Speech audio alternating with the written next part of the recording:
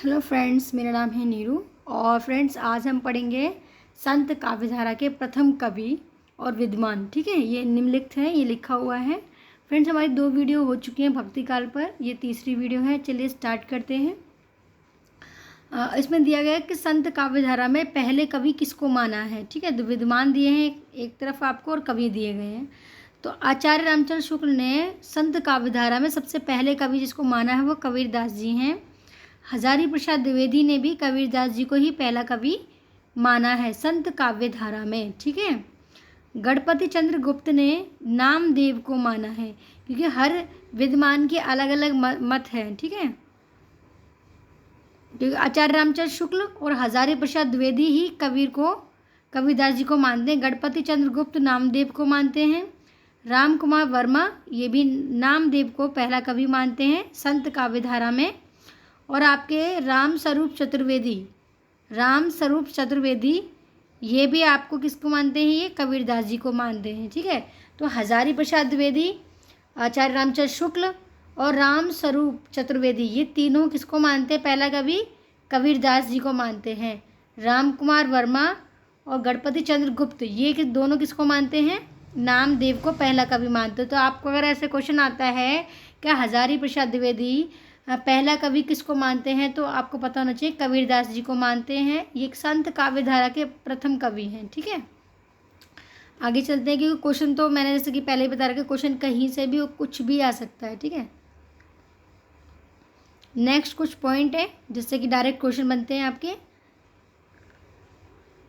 आचार्य रामचंद्र शुक्ल ने कबीरदास की भाषा को क्या कहा है, ऐसे क्वेश्चन आ सकता है। या फिर ऐसे पूछ सकते हैं कि सदुकड़ी भाषा किसने कही है कबीरदास जी की। ठीक है, तो आचार्य रामचंद्र शुक्ल ने कबीरदास जी की भाषा को सदुकड़ी भाषा की संज्ञा प्रदान की है, मतलब इन्होंने इनकी भाषा को सदुकड़ी भाषा कहा है। ये 1 नंबर का क्वेश्चन आता है कि सदुकड़ी भाषा किसने कहा है, तो आचार्य रामचंद्र शुक्ल ने कहा है कबीरदास जी की भाषा को।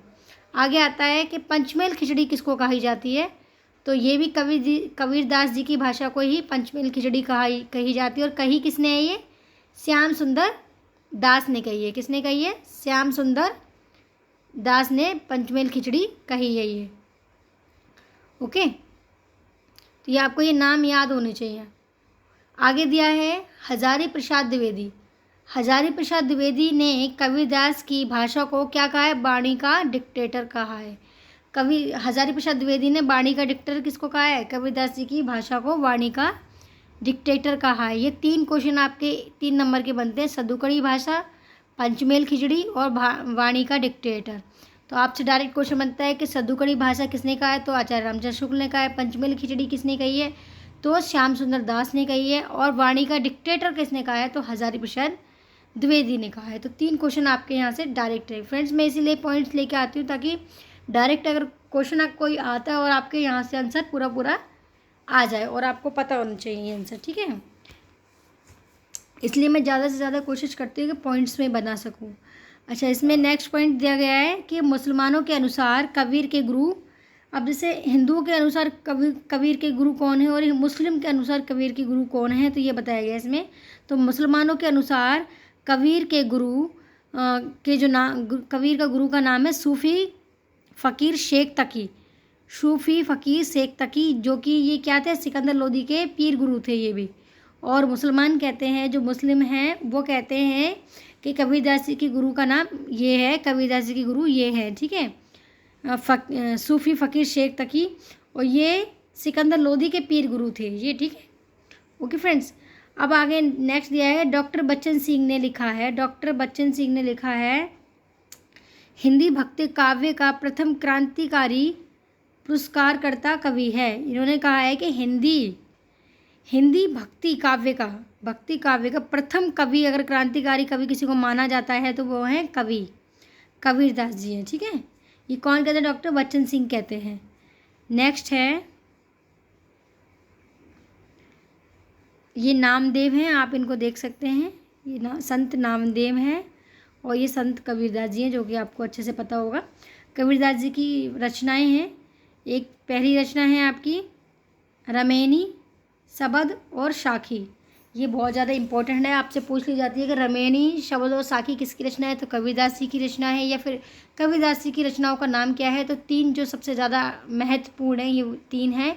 इनका अगर अर्थ आपसे पूछता है कि रमेनी का अर्थ क्या होता है, तो रामायण होता है, और शब्द का अर्थ होता है शब्द, और साखी का होता है साक्षी। ठीक है, ये इनके अर्थ हैं, क्योंकि क्वेश्चन तो कहीं से भी आ सकता है, जैसे मैंने आपको बता रखा है पहले से कि कभी भी क्वेश्चन रिपीट भी हो सकता है, और कुछ नया करने के लिए क्वेश्चन कहीं से भी बना सकते हैं। ठीक है, जिस पॉइंट को हम छोड़ना चाहते हैं वहीं से क्वेश्चन आ सकता है।